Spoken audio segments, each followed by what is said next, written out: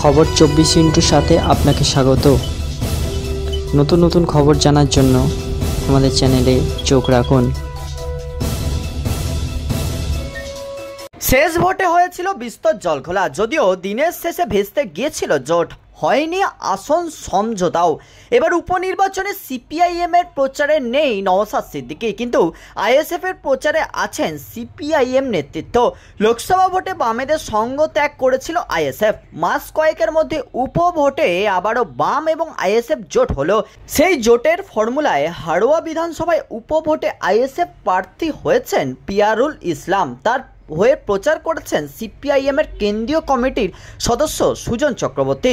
রাজ্যসভা সাংসদ বিকাশ রঞ্জন ভট্টাচার্য, দলের দুই তরুণ মুখ শতরূপ ঘোষ, কল্যাণ দাশগুপ্ত। সব কর্মসূচিতেই হাজির ছিলেন খোদ আইএসএফ চেয়ারম্যান নওশাদ সিদ্দিকী। যদিও নওশাদ মঞ্চে ওঠার আগেই বক্তব্য রেখে চলে আসেন শতরূপ এবং কল্যাণ। তালডাঙ্গায় সিপিআইএম প্রার্থী হয়েছেন দেবকান্তি মোহান্তি।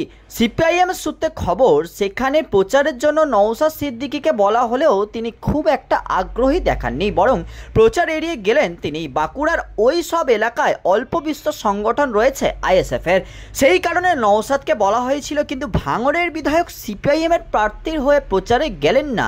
6টি আসনের মধ্যে বামফ্রন্ট আর আইএসএফ আসন সমঝোতায় একমাত্র তালডাংরায় প্রার্থী দিয়েছে সিপিআইএম। ব্যুরো রিপোর্ট, খবর 24/7।